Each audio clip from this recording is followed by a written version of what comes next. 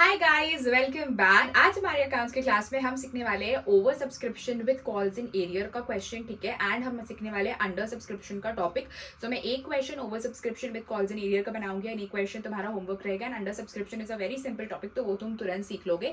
Tough over subscription होता है, तो आज हम वो क्वेश्चन कर लेंगे। एंड देन क्योंकि कल से तुम्हारी बिजनेस स्टडीज और इंग्लिश की क्लासेस है स्ट्रेट फॉर 1 वीक, तो तुम्हारे पास पूरा टाइम मिलेगा टिल अंडर सब्सक्रिप्शन तक सारे बैकलॉग्स क्लियर करने के लिए, सो दैट 19, 20 एंड 21 ये 3 दिन मैं तुम्हारा शेयर फॉरफिचर और री इशू के टॉपिक्स को पढ़ा पाऊँ।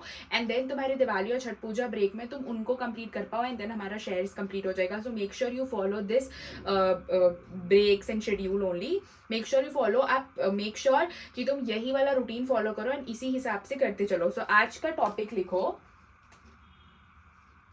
कॉपी में भी ऐसे ही लिखना, ठीक है। ओवर सब्सक्रिप्शन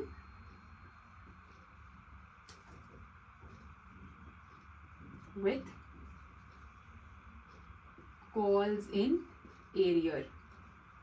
ओवर सब्सक्रिप्शन में जब कॉल्स इन एरियर रहेगा तब तुम्हें एक और टेबल बनाना पड़ेगा एक्चुअल कॉल्स इन एरियर निकालने वाला, क्योंकि मैंने तुम्हें पिछले क्लास में ही समझाया कि over subscription is just equal to calls in advance. अब जब तुम्हारा कॉल्स इन एडवांस भी है, मतलब वो टेबल में तुम देखते थे ना, इक्वल्स टू करने के बाद नीचे एडवांसेस पता चलते थे, तो जब तुम्हारा एडवांस आया और क्वेश्चन में एरियर भी हो रहा है, मतलब कोई शेयर होल्डर, किसी एक शेयर होल्डर ने कुछ पैसा नहीं दिया, तो उस केस में तुम्हें एक्चुअल कॉल्स इन एरियर निकालना पड़ेगा। मतलब तुम calls in arrear direct minus नहीं कर सकते हो, जितना शेयर उसको पैसे से इंटू करके, वहां पे तुम्हें एक्चुअल कॉल्स इन एरियर निकालना पड़ेगा। इसीलिए ये जो over subscription with calls in arrear वाला टॉपिक है, ये थोड़ा सा डिफिकल्ट हो जाता है, क्योंकि बच्चे डायरेक्टली कॉल्स इन एरियर के अमाउंट को माइनस कर देते हैं application allotment first call final call से, बट वैसा नहीं होता है। तुम्हें एक अमाउंट एक्चुअल एरियर निकालना पड़ता है, तो वो भी बहुत ईजी है, तुम तुरंत सीख लोगे। तो चलो हम लोग जल्दी से क्वेश्चन लिखते हैं and then we'll start with the questions. This is the question, ठीक है। देखो क्वेश्चन क्या है, over subscription with calls in arrear. तो कॉपी में भी ऐसी हेडिंग बना कर लिखोगे कि एग्जाम में अगर बुक से कुछ रिवाइज नहीं कर रहे हो तो बस इन सब क्वेश्चंस को देखकर तुम्हारा रिवीजन हो जाए। ABC limited invited application for 10,000 shares of ₹10 each. 10,000 के शेयर्स का एप्लीकेशन ऑफर हुआ, ठीक है। 10 रुपए का एक अमाउंट ऐसे दिया जाएगा, एप्लीकेशन पे 3 रुपए, अलॉटमेंट में 4 रुपए, फर्स्ट एंड फाइनल कॉल पे 3 रुपए, ठीक है।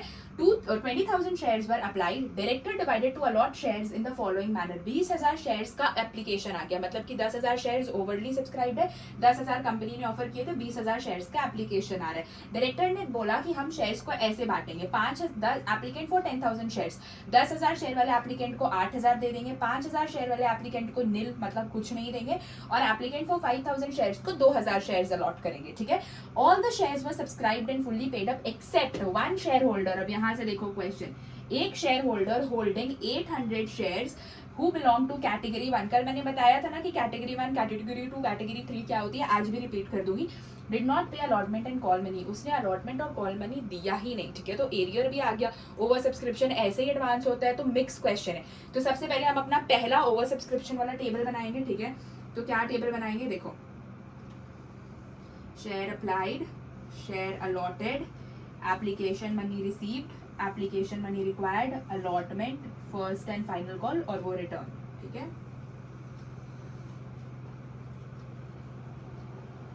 शेयर अप्लाइड, शेयर अलॉटेड, ठीक है, application money received, application money required, allotment, first and final call, और ये तुम्हारा आ गया रिटर्न, ठीक है। ये टेबल बनकर तैयार हो गया। अब देखो हमारा शेयर अप्लाइड में एप्लीकेशन मनी कितना है, 3 रुपए, यहाँ पे ब्रैकेट में 3 रुपीज लिख कर रखो। एप्लीकेशन मनी रिक्वायर्ड में भी 3, अलॉटमेंट हमारा 4 रुपीज का है, और फर्स्ट एंड फाइनल कॉल हमारा 3 रुपीज का है। हमेशा ये ऊपर लिखना है ताकि तुम इंटू कर पाओ, ठीक है। अब एप्लीकेंट्स कैसे कैसे, शेयर अप्लाइड में मैंने हमेशा बोला है कि ये एप्लीकेंट वाला चीज आता है, तो 10,000 है, ठीक है। इसके बाद 5,000 है, अच्छे से स्पेस छोड़ छोड़ कर लिखना, ठीक है। फिर अगेन 5,000 है। 10,000 वाले को हम 8,000 अलॉट कर रहे हैं, तो 10,000 के इधर 8,000 लिख दो। 5,000 वाले का नील है, तो यहाँ पे डैश कर दो या नील लिख दो। 5,000 वाले का 2,000 है, यहाँ पे 2,000 लिख दो, ठीक है। शेयर अप्लाइड को हम इंटू करेंगे एप्लीकेशन मनी रिसीव्ड से, तो 10,000 इंटू 3 30,000,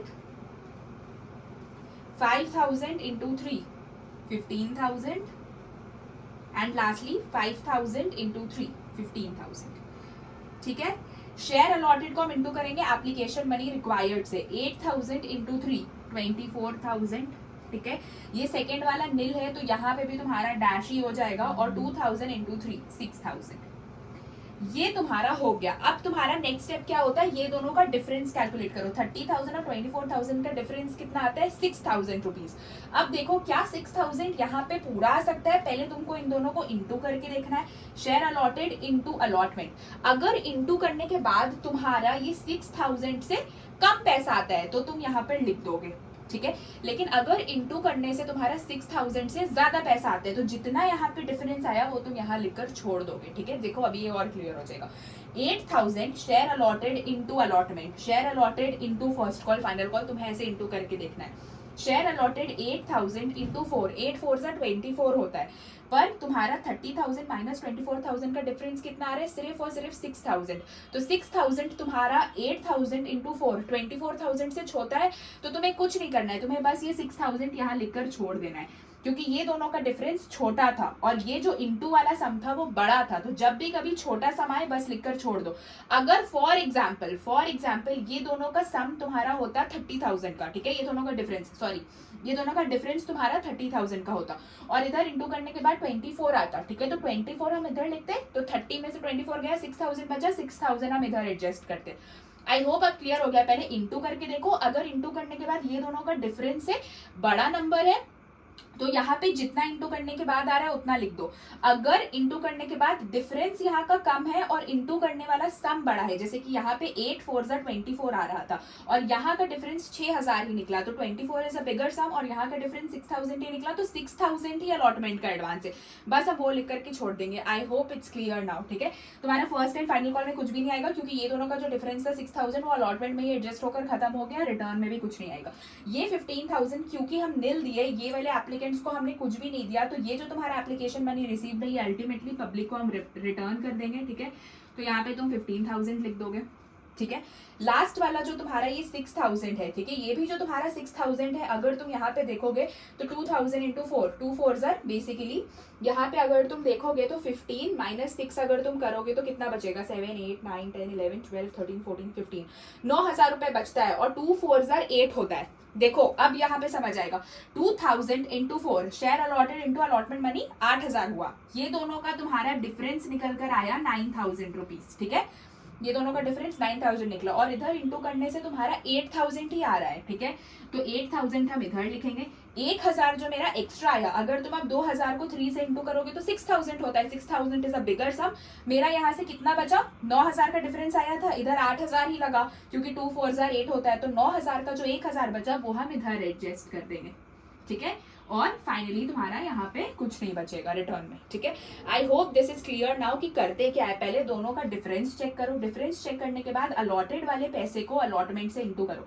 अगर सम तुम्हारा बड़ा आए, ठीक है, इस वाले डिफरेंस से बड़ा आए, ठीक है, तो जितना यहाँ का डिफरेंस आया उतना यहाँ का लिखकर छोड़ दो। अगर तुम्हारा ये इंटू किया हुआ सम इस डिफरेंस से छोटा है तो वो यहाँ पे लिख दो, जो एक्स्ट्रा पैसा बचा वो फर्स्ट कॉल में एडजस्ट हो जाएगा। आई hope this part is clear. आज मैं दोबारा से रिपीट कर दे रही हूँ ताकि तुम इसमें कंफ्यूज नहीं हो। ठीक है, so I mean big this 9,000 now, वो मैंने तुम्हें डिफरेंस दिखाने के लिए लिख दिया था। चलो अब यहाँ पे अपना इक्वल्स टू लगाओ, हमें कितना कितना एडवांस आ रहा है।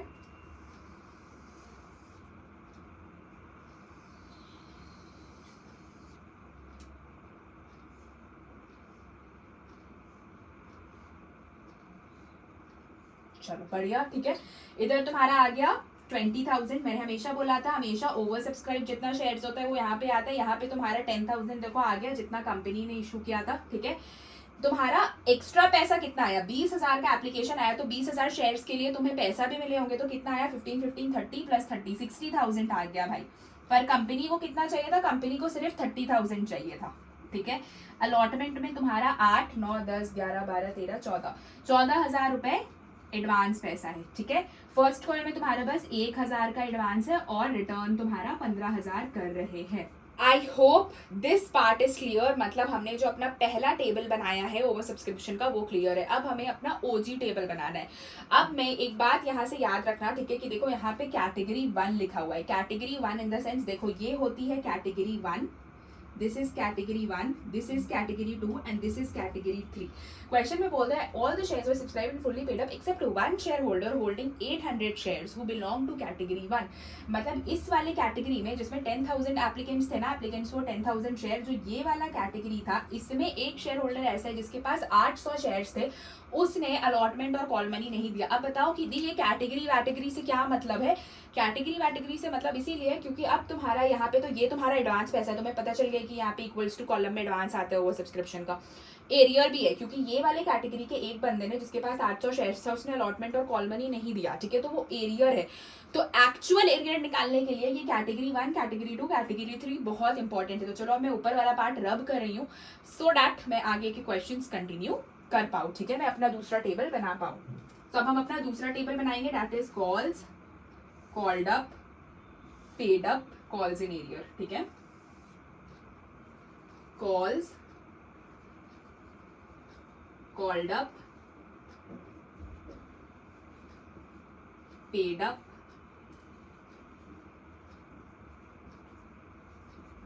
Calls in arrear. लगता है ये मार्कर अब खत्म हो रहा है, so I am switching to a different marker. ठीक है, कॉल्स में हमारे 3 कॉल्स थे, application, then comes is allotment and finally तुम्हारा फर्स्ट एंड फाइनल कॉल. ठीक है, देखो बेसिकली होता क्या है. एप्लीकेशन में तुम्हारा 10,000 शेयर्स जो कंपनी ने इशू किया था वही लिखते हैं कॉल्ड अप में. 10,000 इंटू 3 रुपीज, तुम्हारा 10,000 4 रुपए का था अलॉटमेंट इंटू 4 रुपीज, और फर्स्ट एंड फाइनल कॉल भी तुम्हारा 3 रुपए का ही था. ठीक है, ये हो गया. इधर तुम्हारा टोटल कितना है. पेड अप में ऑलवेज रिमेंबर कि ओवर सब्सक्रिप्शन वाला अमाउंट जाता है, मतलब कंपनी को तो चाहिए थे 10,000 इंटू 3 30,000, पर कंपनी के पास आया कितना, ये एप्लीकेशन मनी रिसीव्ड वाला हम लिखते हैं 60,000 क्योंकि अलॉटमेंट और फर्स्ट कॉल का भी पैसा आ गया था. ठीक है, अलॉटमेंट में तुम्हारा 10,000 इंटू 4 40,000 रुपीज आ रहा है. 40,000 में तुम्हारा अलॉटमेंट में ये 14,000 एडवांस है, तो ये 14,000 को तो पहले ही माइनस कर लो. ठीक है, एक और चीज, क्वेश्चन में क्या बोल रहा था कि जो कैटेगरी 1 का शेयर होल्डर था holding 800 shares who belong to category 1 did not pay allotment and call money.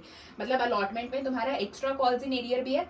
और अब बताओ एक्चुअल कॉल्स इन एरियर तुम्हारा उसी जगह पे निकलेगा जहां पे तुम्हारा एडवांस का भी पैसा हो. ठीक है, ये चीज दिमाग में अच्छे से रखो. मैं क्या बोल रही हूँ, देखो कैटेगरी 1 में अगर तुम देखोगे तो यहाँ अलॉटमेंट में एडवांस का पैसा है. ठीक है, दिस इज कैटेगरी 1. ये मत देख लेना टोटल अमाउंट क्या आ रहा है, कैटेगरी 1 से देखना, कैटेगरी 2, कैटेगरी 3. अगर कैटेगरी 1 में देखो तो क्लियरली बोल रहे 800 शेयर होल्डर कैटेगरी 1 का था, उसने अलॉटमेंट और कॉल मनी नहीं दी.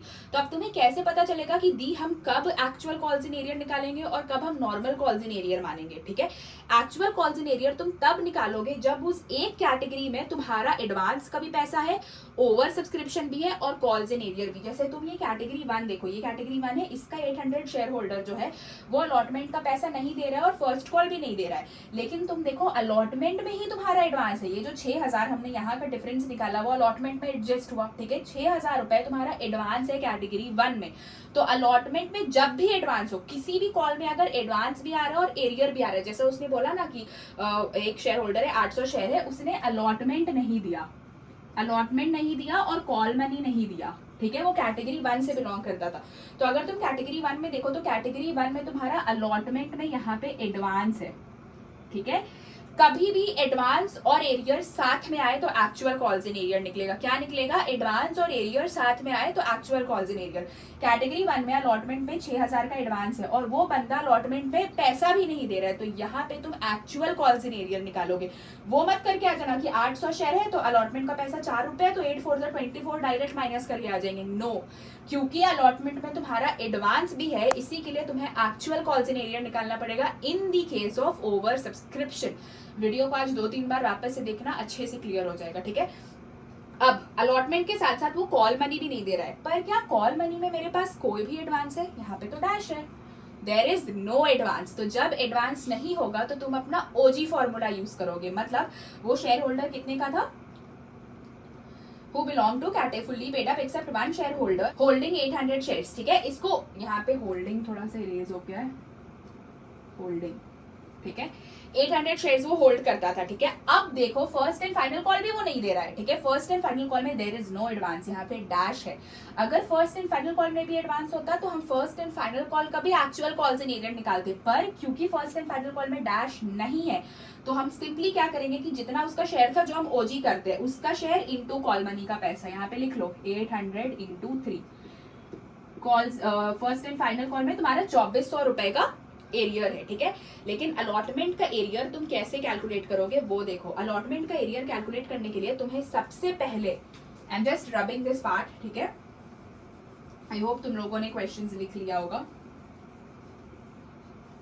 अलॉटमेंट में एडवांस भी था और वो बंदा अलॉटमेंट का पैसा भी नहीं दे रहा, तो तुम्हें एक्चुअल कॉल्स इन एरियर निकालना। एक्चुअल कॉल्स इन एरियर तुम कैसे निकालोगे देखो, तभी तुम्हारे आंसर्स मैच होंगे, ठीक है। कैसे निकालोगे देखो, सबसे पहला तुम यहाँ पे लिखोगे अप्लाइड शेयर, अप्लाइड शेयर, और इधर लिखोगे अलॉटेड शेयर। ये एक अलग टेबल बनेगा, ठीक है। Allotted share, this is a different table. मैं यहाँ से ये क्लोज कर रही हूँ, ठीक है। अप्लाइड शेयर कैटेगरी 1 का अप्लाइड एप्लीकेंट्स कितने था, 10,000 का, ठीक है। और अलॉट वो लोग को हमने कितना किया था, 8,000, ठीक है। थोड़ा बहुत मैथ्स है, ऐसा नहीं है कि शेयर सिर्फ जनरल एंट्री है, ठीक है। अब अप्लाइड शेयर और अलॉटेड शेयर क्या होता है। अप्लाइड जितना पब्लिक ने अप्लाई किया, कंपनी ने जितना अलॉट किया उसको अलॉटेड बोलते हैं। अब वो जो शेयर होल्डर था वो 800 शेयर्स होल्ड कर रहा था। क्वेश्चन में कभी भी लिखे होल्डिंग 800 शेयर्स या अलॉटेड 800 शेयर्स, ठीक है। होल्डिंग और अलॉटेड मतलब उसका अलॉटेड शेयर्स है, तो वो 800 होल्ड कर रहा था, तो 800 को तुम यहाँ लिख दोगे। मतलब हमें उसका अप्लाइड शेयर निकालना पड़ेगा कि 800 तो उसे दिया गया था, उसने अप्लाई कितना किया था, तो इसके लिए तुम क्रॉस मल्टीप्लीकेशन करोगे, ठीक है। क्रॉस मल्टीप्लीकेशन करोगे तो तुम्हारा कितना आ जाएगा, 10,000 इंटू 800 डिवाइडेड बाई 8,000। इधर से ये कट हो जाएगा, 8 1 जा। उसका अप्लाइड शेयर था 1000 शेयर्स अप्लाइड, मतलब उसने अप्लाई किए थे 1000 शेयर्स, उसको कंपनी ने अलॉट किए 800 शेयर दी। अभी अप्लाइड अलॉटेड क्यों निकाल रहे हैं, एक्चुअल कॉल्स इन एरियर निकालने के लिए। एक्चुअल कॉल्स इन एरियर का टेबल देखो, यहीं पे बना रही हूँ जस्ट बिकॉज तुम लोग तीनों टेबल में कंफ्यूज नहीं हो, ठीक है। हेडिंग डालोगे एक्चुअल कॉल्स इन एरियर, ठीक है। यहाँ पे एक ये इक्वल्स टू वाला पार्ट ले लोगे, ठीक है। सबसे पहले निकालोगे actual arrear on allotment. Step 1 क्या होगा, एक्चुअल एरियर ऑन अलॉटमेंट दी। अब हम अलॉटमेंट क्यों लिख रहे हैं, क्योंकि भैया एडवांस का पैसा तो अलॉटमेंट पे था, तो हमें एक्चुअल एरियर किस में निकालना है, अलॉटमेंट में। फर्स्ट एंड फाइनल कॉल में कोई एडवांस का पैसा नहीं था। फर्स्ट एंड फाइनल कॉल वो बंदा का हमने सिंपली एरियर निकाल लिया, जितना उसका अलॉटेड शेयर्स था और शेयर के पैसे से इंटू करके, मतलब इंस्टॉलमेंट फर्स्ट कॉल से इंटू करके, ठीक है। पर क्योंकि अलॉटमेंट में एडवांस भी था और उस बंदे ने अलॉटमेंट का पैसा भी नहीं दिया, इसलिए हम एक्चुअल एरियर निकालेंगे। तो फर्स्ट स्टेप क्या होगा, एक्चुअल एरियर और अलॉटमेंट। तो उसमें तुम उसके allotted shares 800 shares 800 into allotment का पैसा कितना था, 4 रुपीज, 800 इंटू 4 करोगे कितना आया, 8 4 जा 24। क्या किया मैंने, जितना उसका अलॉटेड शेयर्स था उसमें अलॉटमेंट का पैसा इंटू किया। इससे तुम लेस करोगे, लेस एप्लीकेशन मनी रिसीव्ड। जितना एप्लीकेशन मनी उस बंदे ने दिया है, उसने अलॉटमेंट और फर्स्ट एंड फाइनल कॉल नहीं ना दिया, पर एप्लीकेशन तो दिया, तो एप्लीकेशन का मनी निकालने का ट्विस्ट होता है। जितना शेयर उसने अप्लाई किया, उसका शेयर कितना था, 1000 शेयर्स अप्लाइड, 1000 शेयर माइनस जितना शेयर उसे अलॉट किया गया 800 शेयर्स, 800 इंटू जितना एप्लीकेशन का पैसा है, 3 रुपए एप्लीकेशन का पैसा है, कितना आया देखो, 1000 माइनस 8 200 बचा, तो 200 इंटू 3 रुपए 600, 0 0 14 13 12 11 10 9, इधर 8, 1800 रुपए एक्चुअल कॉल्स इन एरियर है अलॉटमेंट का। तो अब तुम्हें यहाँ पे कुछ नहीं लिखना है, अलॉटमेंट में तुम्हारा एक्चुअल कॉल्स इन एरियर कितना आ गया, 1800। चलो हमने सारी कैलकुलेशन सही की है, एक बार वो चेक कर लेना, ठीक है। अप्लाइड अलॉटेड डिजिट तो 1000 शेयर निकला। सबसे पहले हमने एक्चुअल एरियर और अलॉटमेंट निकाला, इसमें हमने उसका अलॉटेड शेयर से एप्लीकेशन के पैसे को इंटू किया, सॉरी अलॉटमेंट के पैसे को, तो 800 इंटू 4 8 4 32, सॉरी मैंने इधर 24 लिखा है, ये 32 होगा। ओके, दिस विल बी 32, ठीक है। इसमें से हम क्या लेस करेंगे, जितना उसने एप्लीकेशन का पैसा दिया, उसने allotment first and final call नहीं दिया पर एप्लीकेशन तो दिया, तो एप्लीकेशन मनी रिसीव्ड में तुम क्या करोगे, जितना उसका अप्लाइड शेयर है 1000 जो तुम यहाँ निकालोगे अप्लाइड शेयर अलॉटेड शेयर का क्रॉस मल्टीप्लीकेशन करके, उसमें से उसका अलॉटेड शेयर माइनस करके इंटू 3 रुपीज जितना एप्लीकेशन का पैसा है, ठीक है।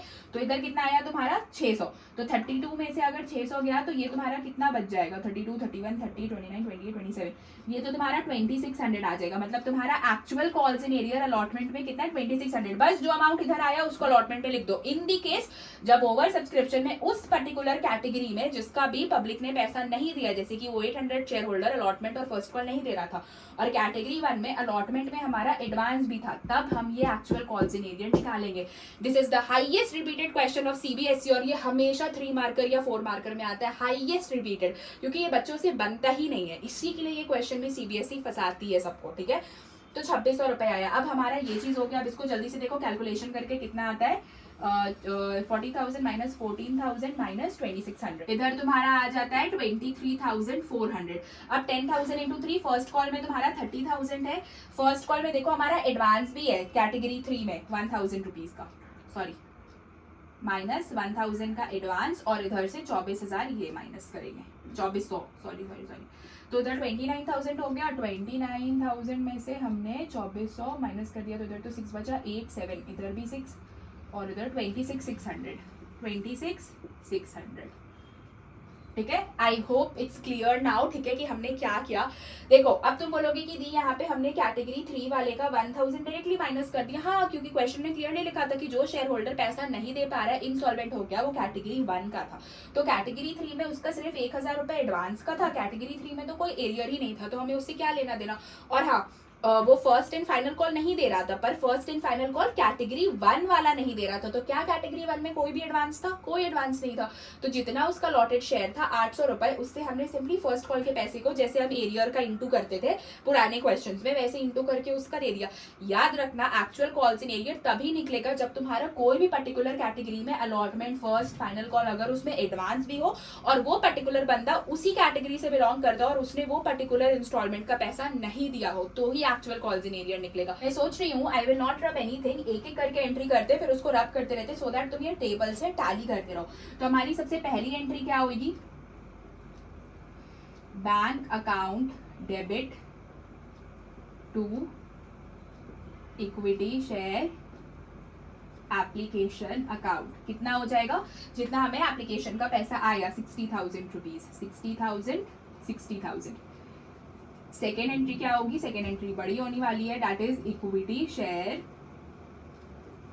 Application account debit to equity share capital account to equity share allotment account, क्योंकि हमें अलॉटमेंट में भी एडवांस मिला है, ठीक है, एंड इक्विटी शेयर बेसिकली हमें फर्स्ट कॉल में भी यहाँ पे एडवांस मिल रहा है, तो फर्स्ट कॉल के लिए हम लिखते हैं 2 calls in advance account, 2 calls in advance account, और हम पैसा भी रिटर्न कर रहे हैं यहाँ पे 15,000, तो टू बैंक अकाउंट। चलो इधर तो मेरा 60,000 ही आएगा, कैपिटल में मेरा पैसा आएगा ये वाला 10,000 इंटू 3 30,000, ठीक है।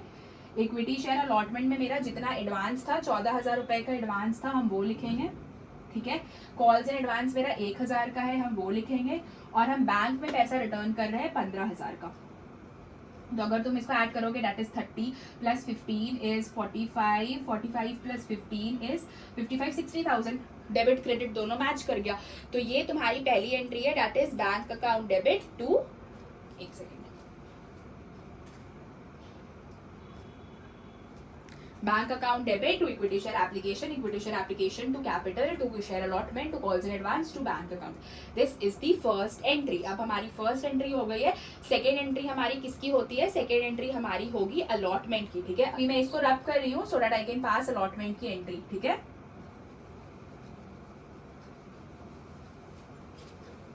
ठीक है, तुम्हारा सेकेंड एंट्री अलॉटमेंट का क्या हो जाएगा, सेकेंड एंट्री अलॉटमेंट का करेंगे हम लोग, तो equity share allotment account debit to equity share capital account, कितना अलॉटमेंट में पैसा लिखोगे, जितना ये कॉल्ड अप है 40,000 40,000 40,000 40,000। फिर हम बैंक की एंट्री पास करेंगे, bank account debit, calls in arrear account debit,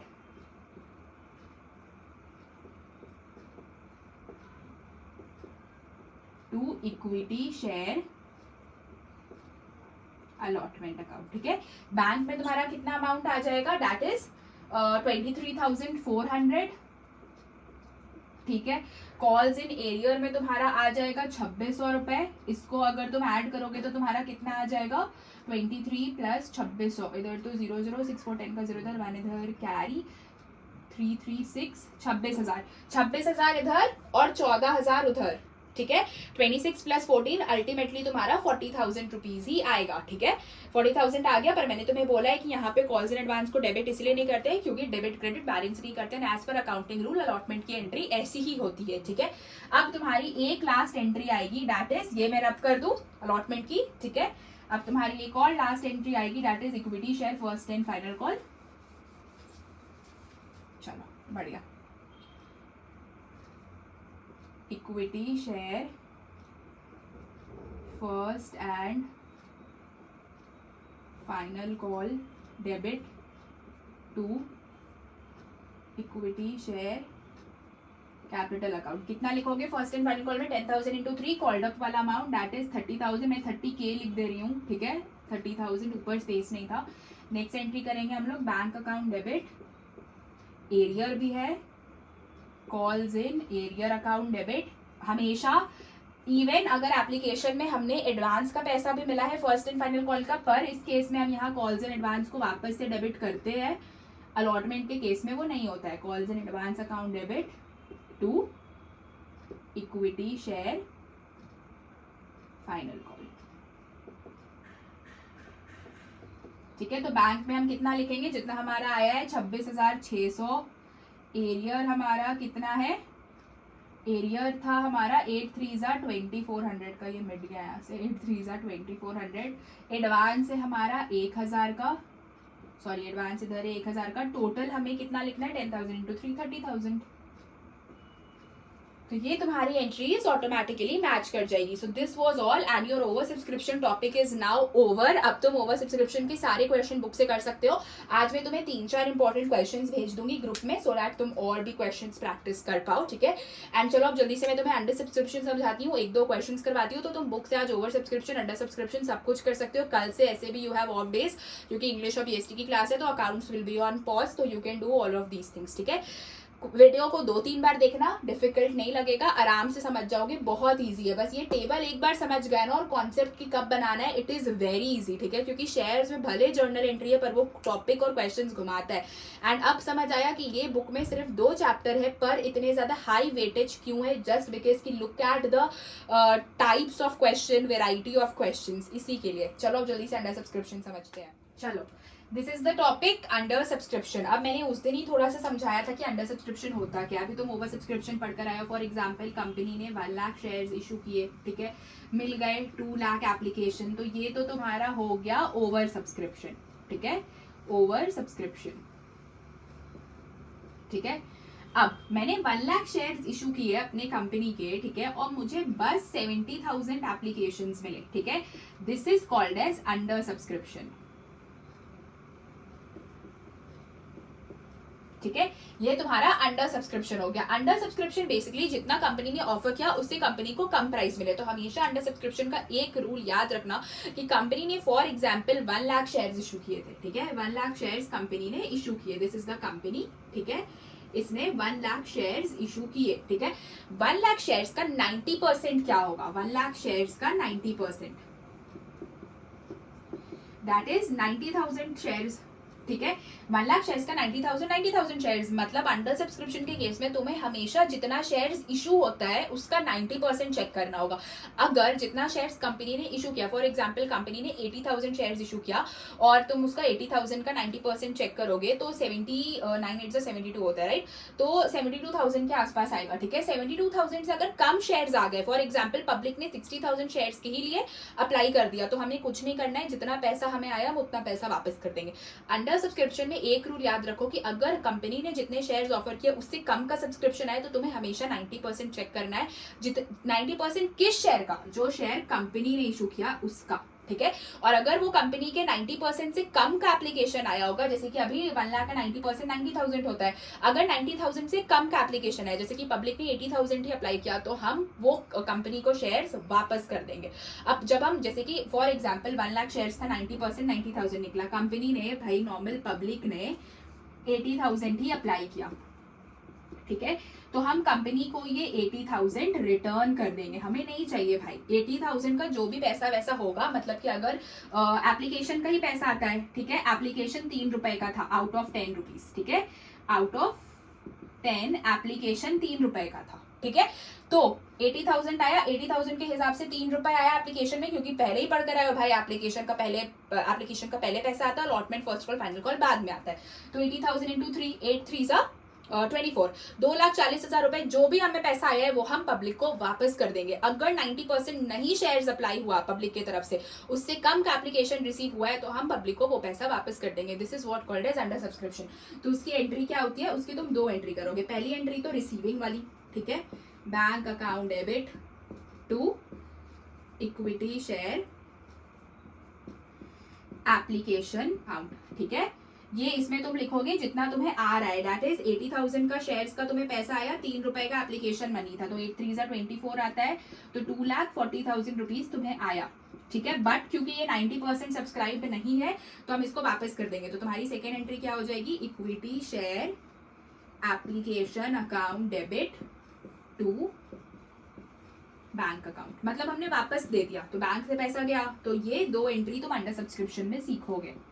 2,40,000, ये तो वो वाला केस हो गया ना जब हमें नहीं मिला। फॉर एग्जाम्पल अगर 90,000 अप्लाई हो जाता, तो 90,000 अप्लाई हो जाता तो तुम जैसी एंट्री करते आए हो पार और प्रीमियम वाली, bank debit to equity share application, equity share application to equity share capital, तुम वही एंट्री करोगे, लेकिन तुम अकाउंटिंग किससे करोगे? यहाँ 80,000 की जगह 90,000 आ जाएगा, मतलब जितना पब्लिक ने अप्लाई किया 90% जो भी होगा, ठीक है। I hope it's clear. 2 question बनाते हैं, तुम्हारा सारा डाउट्स क्लियर हो जाएगा। चलो, मैं क्वेश्चन नहीं लिख रही हूँ, क्वेश्चन तो मैं स्क्रीन में रिफ्लेक्ट हो जाएंगे, ठीक है। Home products limited is registered with authorised capital of 10 lakh divided into 1 lakh equity shares. Authorised 10 lakh है। ऑथराइज्ड क्या था? मतलब कंपनी लाइफ टाइम में जितने पैसे का बिजनेस करेगा उसमें से 1 lakh equity shares of ₹10 each, ठीक है। 1 lakh equity shares, 10 lakh authorised capital को डिवाइड किया गया, 1 लाख इक्विटी शेयर्स 10 रुपए का एक। कंपनी ने इशू किया 70,000 equity shares for subscription at premium of ₹2 पर शेयर, ठीक है। 70,000 इक्विटी शेयर्स का कंपनी ने ऑफर किया पब्लिक में, जो कि प्रीमियम पे अप्लाई होगा, ऑफ ₹2 पर share, payable 3 on application, 5 on allotment including premium and balance on first and final call. अब देखो हो रहा क्या है, मैं यहाँ से सॉल्यूशंस कर रही हूँ, ठीक है। आंसर, ठीक है, बेसिकली आंसर क्या है? सबसे पहले तो देखो कि कितना कंपनी ने कितना शेयर इशू किया, ऐसे लिखते जाना, ठीक है। शेयर्स इशूड ओवर सब्सक्रिप्शन के केस में कंपनी ने 70,000 शेयर इशू किया, ठीक है। और ये पेबल कैसे है? Application, allotment, first and final call, first and final call, ठीक है। एप्लीकेशन में तुम्हारा 3 रुपए आ रहा है, अलॉटमेंट में तुम्हारा 5 रुपए है, मतलब कि 3 रुपए अलॉटमेंट का और 2 रुपए प्रीमियम का, क्योंकि क्वेश्चन में पहले ही बोल दिया गया है कि 2 रुपए प्रीमियम का है, ठीक है। And balance on first and final call, balance कैसे? 336 रुपीज तुम्हारा हो गया इधर, 7 8 9 10, 4 रुपीज तुम्हारा फर्स्ट एंड फाइनल कॉल का है। तो हमेशा बैलेंस ऐसे कैलकुलेट करते हैं, प्रीमियम वाले का बैलेंस मत कैलकुलेट कर लेना। प्रीमियम मनी 10 रुपए के ऊपर का होता है, मतलब 10 रुपए का कंपनी शेयर इशू कर रहा है विथ 2 रुपीज प्रीमियम, तो 2 रुपए ऊपर का, मतलब 10 + 2 12 रुपए। तो तुम्हें 10 रुपए ये कैपिटल का जोड़ना है, 3 रुपीज इसका, 3 रुपीज इसका, और जो बैलेंस बचा वो यहाँ, मतलब ये जोड़कर तुम्हारा 10 रुपए आना चाहिए। आई होप इट्स क्लियर, ठीक है। ये जोड़कर तुम्हारा 10 रुपए आना चाहिए। अब मैं अच्छे से लिख देती हूँ, ₹3 + 2 एंड यहाँ पे तुम्हारा ₹4, ठीक है। I hope this is clear. चलो, it received subscription for 62,500 shares, और उनको सब्सक्रिप्शन कितने का आया? मतलब पब्लिक ने कितना सब्सक्राइब किया? पब्लिक ने सब्सक्राइब किया 62,500 शेयर्स, ठीक है। ये पब्लिक ने सब्सक्राइब किया, ठीक है, ये पब्लिक ने सब्सक्राइब किया। कंपनी ने इशू किया था 70,000, ठीक है। कंपनी ने इशू किया था 70,000, ठीक है। तो तुम्हारा मिनिमम सब्सक्राइब्ड शेयर कितना होना चाहिए? देखो सबसे पहले तुम निकालोगे 90% ऑफ इशूड शेयर्स। मैंने बोला ना 90% तुम्हें इशूड शेयर्स का निकालना पड़ेगा जितना कंपनी इशू करती है, दैट इज 70,000। 70,000 का 90%, 9 7 63,000। 63,000 मुझे आने चाहिए थे, पर मुझे आ रहे कितने हैं? 62,500। तो मिनिमम सब्सक्राइब्ड शेयर्स तुम्हारा कितना है? मिनिमम सब्सक्राइब्ड शेयर्स, पब्लिक ने कितना सब्सक्राइब किया? 62,500। 62,500 और 90% कितना है? 63,000। तो क्या 63,000 62,500 से बड़ा है? 500 शेयर्स का घाटा हो गया, तो ये हम वापस कर देंगे क्योंकि 90% 63,000 था, मुझे मिल रहा है 62,500 ही। तो हम यहाँ पर देयरफॉर लिखेंगे, therefore minimum subscribed shares is less than 90% of shares issued by company। Company लिखो या जो भी कंपनी का नाम है वो लिख दो, ठीक है। कम है तो हम इसके लिए सिंपल जर्नल एंट्री पास करेंगे। पहली एंट्री जो हमें पैसा मिल रहा है, bank account debit to equity share application account. और दूसरी एंट्री यहाँ पे तो तुम लिखोगे जितना तुम्हें पैसा आ रहा है 62,500 एप्लीकेशन का पैसा कितना है? कम आया, तुम्हें कोई आगे का अलॉटमेंट फर्स्ट फाइनल कॉल से मतलब नहीं होगा। कम आया, सिंपली एप्लीकेशन का पैसा से माइनस कर दो 3 रुपीज। तो 3 0 0 3 0 0 3 5 15 3 2 6 7 3 6 18 1,87,500 तुम वापस कर दोगे, ठीक है। सेकेंड एंट्री तुम क्या करोगे? Equity share application account debit to bank account. कितना आ रहा है? 1,87,500। 1,87,500, ठीक है। This is how you do वो वाले क्वेश्चंस जब तुम्हारा पब्लिक ने कम अप्लाई किया और 90% ज्यादा हो। अब एक और क्वेश्चन करते हैं दूसरे टाइप का। आई होप तुम्हारा सारा डाउट्स क्लियर हो। Next question is A1 product limited is registered with authorised capital of 10 lakh divided into 50,000 equity shares. 50,000 equity shares है, ठीक है, ऑफ ₹20 ईच, मतलब शेयर्स कितने का है? 20 रुपए का। It issued 25,000 equity shares for subscription. Answer में लिखोगे कितना शेयर्स इशू हो रहा है? शेयर्स इशूड 25,000 शेयर्स, ठीक है। For subscription at premium of 2 पर शेयर, ठीक है। Issue price being payable along with application, मतलब वन टाइम में ही हम पैसा दे रहे हैं, मतलब एप्लीकेशन एंड अलॉटमेंट साथ में आ रहा है। मतलब जो भी टोटल पैसा है ना 20 रुपए का शेयर्स है, ठीक है, और 2 रुपए प्रीमियम का है, मतलब ये 22 रुपीज, ठीक है। 22 रुपीज एक बार में ही आ रहा है अलोंग विद एप्लीकेशन, ठीक है। Issue price being payable along with application, it received ₹5,17,000 towards application money। अब देखो यहाँ पे ट्विस्ट क्या है क्वेश्चन में ट्विस्ट ये है कि ये बोल रहा है कि तुम्हें एप्लीकेशन मनी ही दे दिया गया है कि एप्लीकेशन में पैसा कितना रिसीव हुआ, एप्लीकेशन मनी ही दे दिया गया है। बोल रहा है तुम इंटू क्यों करोगे भाई, हम ही तुम्हें दे दे रहे हैं एप्लीकेशन में कितना पैसा आया। एप्लीकेशन में तुम्हारा आया ₹5,17,000। क्योंकि एप्लीकेशन मनी दे दिया गया है तो अब तुम्हारा काम है ये कैलकुलेट करना कि कितना शेयर्स पब्लिक ने अप्लाई किया था। तो वो तुम कैसे कैलकुलेट करोगे? देखो कैसे कैलकुलेट करोगे। शेयर्स अप्लाइड बाय पब्लिक कैसे कैलकुलेट करोगे, ठीक है। जितना तुम्हारा एप्लीकेशन मनी आया है, जब ऐसे केसेस में जब तुम्हारा एप्लीकेशन मनी दे दिया जाए, ठीक है, इसलिए मैंने दोनों टाइप के क्वेश्चंस करवा दिया। Application money divided by face value. Face value क्या दी? जितने में तुम्हारा शेयर्स इशू हुआ था, पैसा इशू प्राइस, ठीक है 22। अब देख एप्लीकेशन मनी तो तुम्हारा 5,17,000 है, ठीक है। शेयर्स कितने में इशू हुआ था? 20 रुपए का शेयर था, लेकिन 2 रुपए प्रीमियम का भी था। तो तुम यहाँ पे टोटल लिखोगे 20 + 2, मतलब कि तुम कंबाइंड 22 रुपए लिखोगे। मतलब अगर प्रीमियम का पैसा है तो ऐड करके डिवाइड करोगे। तो देखो आंसर कितना आ रहा है, 5,17,000 डिवाइडेड बाई 22।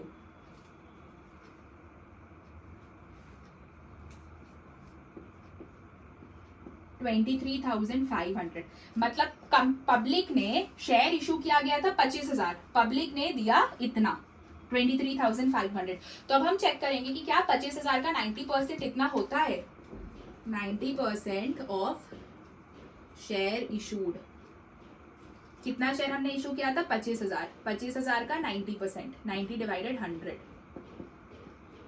9000 9000 9 5 45, 4 इधर कैरी, 9 2 18, 19 20 21 22। 90% 22,500 ही था, लेकिन पब्लिक ने कितना दिया 23,500। मतलब पब्लिक ने 90% से ज्यादा दिया, तो तुम देयरफॉर लिखोगे, देयरफॉर में लिखोगे applied shares are more then